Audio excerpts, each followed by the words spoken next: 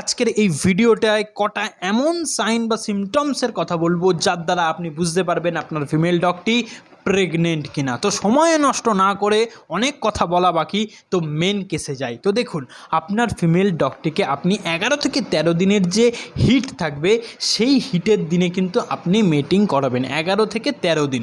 এবার 13 দিন হওয়ার 7 দিন পর অর্থাৎ 7 থেকে 20 দিনের ভেতর যদি আপনার ফিমেল ডগটি হোয়াইট ডিসচার্জ দেখায়, এটা কিন্তু খুব ইম্পর্টেন্ট লক্ষণ। যদি হোয়াইট ডিসচার্জ দেখায় তবে কিন্তু আপনি গ্যারান্টিড হয়ে যান যে আপনার ফিমেল ডগটি কনসিভের রাস্তায় আছে বা কনসিভ করতে চলেছে।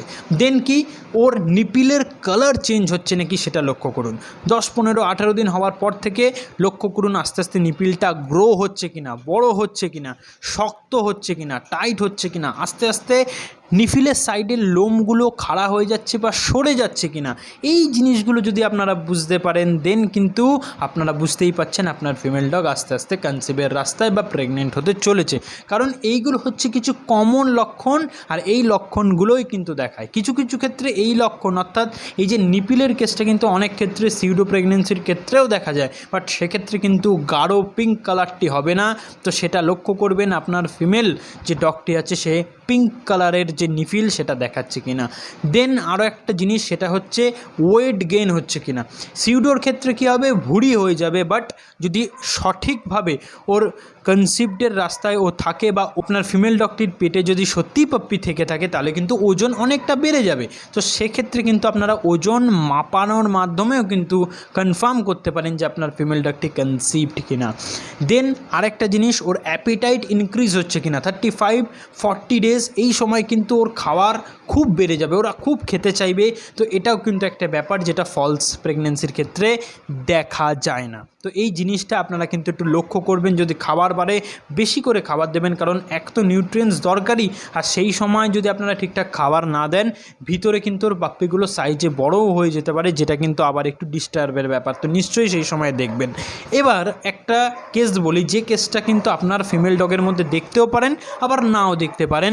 সেটা হচ্ছে আপনার ফিমেল ডগটি অনেক সময় ভমিটিং করতে পারে। এই জিনিসটা কিন্তু একটু ব্যতিক্রমী ব্যাপার। যেমন আমার যে ল্যাব্রাডরটিকে আপনি দেখেছেন বা আপনারা দেখছেন, যে কিন্তু যে বাচ্চা কিছুদিন আগেই দিয়েছিল, ও কিন্তু একদিনও বমি করেনি, একদিনও খাওয়া ছাড়েনি। এটা কিন্তু কেস। বা কিছু কিছু ক্ষেত্রে আপনারা খাওয়া ছাড়তে দেখবেন, কিছু কিছু ক্ষেত্রে ওকে ভমিটিং করতে দেখবেন, কারণ কিছু কিছু ক্ষেত্রে গ্যাস একটু বেশি পরিমাণ হয়ে যায়, ডিস্টার্ব হয়। তো সেই কারণগুলো আপনারা বুঝতেই পাচ্ছেন। তো এই কারণে ওরা কিন্তু অনেক সময় ভমিটিং করে বা খাওয়া ছেড়ে দেয়। তো আপনারা এই জিনিসগুলোও দেখতে পারেন।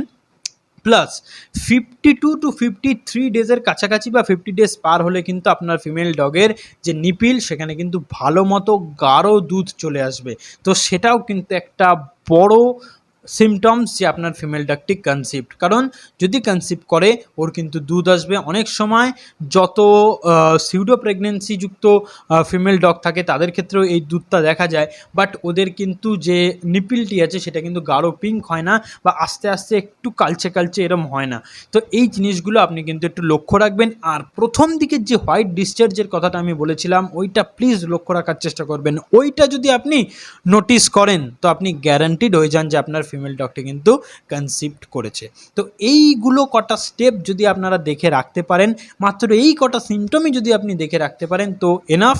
তাও একটা বোনাস সিমটম বলে দিই, পেট।